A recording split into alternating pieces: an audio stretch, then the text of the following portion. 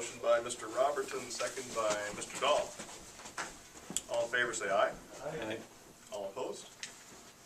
And the motion passes. Let's go to number 3, approval of minutes. 3A, regular meeting, December 12th, 2011. See attached minutes. Move to approve. Second. Motion by Mr. Dahl, second by Mr. Hansi. Any comment? All in favor of the motion say aye. Aye. All opposed? And the motion passes. Number 4, appearance of interested citizens.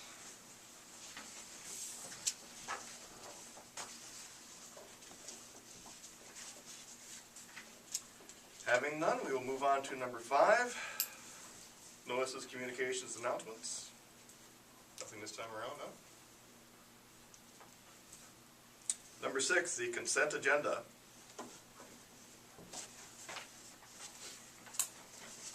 Move to approve. Unless you had a question on something? A second. Motion by Mr. Robertson, second by Mr. Bunky. Any comment? One question about the insurance, have other cities considered, or have we ever considered self-insuring? Many cities self-insure, many larger cities, not very many smaller cities. Just based on the trends, you know, it would almost seem like we might be able to analyze that and see if that would be something. You're gonna get some opinions from insurance What do we pay? gurus. What do we pay for insurance? Let's see here. I think it shows what the. Our premiums, 47,800, 47,000. 48,000. And get almost 9 back. The one good thing is that when you have a big catastrophic event, they don't hold that against you, you know? So when we pulled out $1 million after the flood from them, it Right. didn't really affect our premiums. And Why does, insurance, we pulled out $1 million, where does that show on our Well, that's what we claimed claims after. history? The claims history shows on the top, it says no flood claims here. These are just normal claims, not flood claim. Just because the flood was so not normal. and insurance includes the legal. The, Do we pay separate for the legal? It depends. It depends. If it's a claim that they're gonna cover, sometimes they take the lead, sometimes they want us to take the lead. Just one, excuse me, the insurance includes their legal help, or do we pay separate? Sometimes we have to pay separate. when we did that, when we had the generator claim, and they settled that, we did have to pay some on that, Usually they don't have to pay the full amount, right? Not the whole thing, but some. like with the community center. Most of the run-up costs for ours. But now that we're moving towards arbitration, the majority of the costs will be covered by the insurance company. Not all of them, but the majority. Any more questions? All in favor of the motion say aye. Aye. All opposed? And the motion passes. Is that something you'd like to look into? I think it might be worthwhile, Okay, just to explore anyway. we'll do. I know very few small cities do that. If there's a, Most large cities do. Like Minneapolis, I mean, big cities, but it's not to say that if we there's, can look at it. yeah, if there would be, I don't know, a higher deductible or something like that, that would eventually allow us to,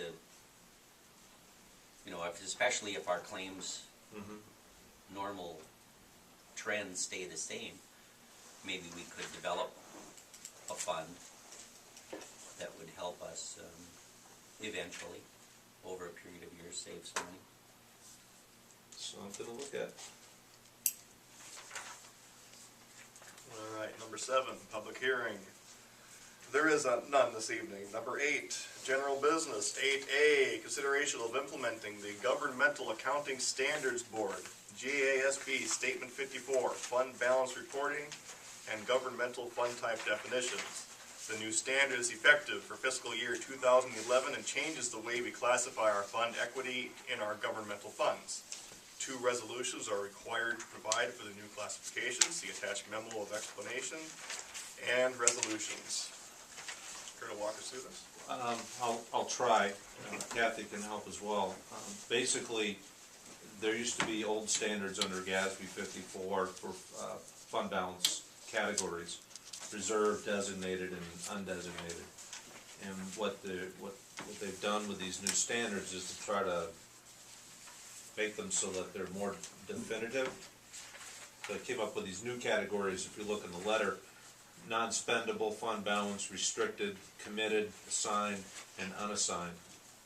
And what they're trying to do is to have cities and other governmental organizations truly list, what these funds are designed to do, where the money is supposed to be used for, kind of eliminate some of the mischief that other cities have done in the past.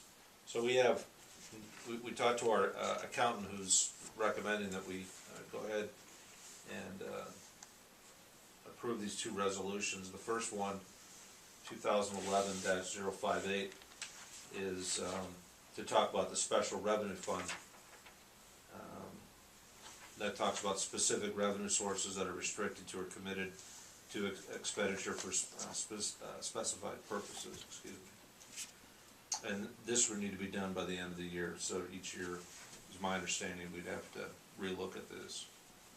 In 2011-060 is the intended use of the fund balance. And one of the big things that we're talking about here is the capital fund project, because we do have a plan, so we want to make sure that those things are synced up. So if you look at the 2 resolutions, the first one, 058, talks about the different funds. The library fund talks about the revenue sources and then what those funds are committed for. Question, why is the ambulance not there? We're gonna, make that be an enterprise fund, Yeah. because it is large enough and operates similar to the other, enterprise funds of electric, water, and sewer. And they actually recommend that it's time that can go and become an enterprise fund. It'll have some different reporting, standards and different things that they look at, and then it will just show up in a different section in the audit book. That's straight from the auditor, Okay, his recommendation. I just didn't know why it wasn't. I guess, I don't know if that's been discussed in the past, but that's a direction that he felt we should be moving towards, and appears that now's a... What's the difference between the fire department and the ambulance in that regard? Why wouldn't the fire department be considered The the same? ambulance makes money. Right. They have like Well- 200 runs a year that they bill out for. Fire maybe has 20, It's not, they don't operate along with the same standard. They don't operate the same way. The ambulance is more like a business, to generate revenue. The fire department, you're gonna have whether it generates revenue or not. You're gonna keep it no matter what. The ambulance fund, if it underperforms, you can find alternative methods. Doesn't the ambulance receive, Per the mill capita. rate per capita funding from the service territory? Yeah, they contract. The same as the, Yep. And the city pays the same per capita to the ambulance. Yeah. Yeah. The difference though is the runs generate revenue. You don't typically even, you might bill for a fire call, but it's not to the same extent that you would like we bill for ambulance calls. but based other upon than Medicare.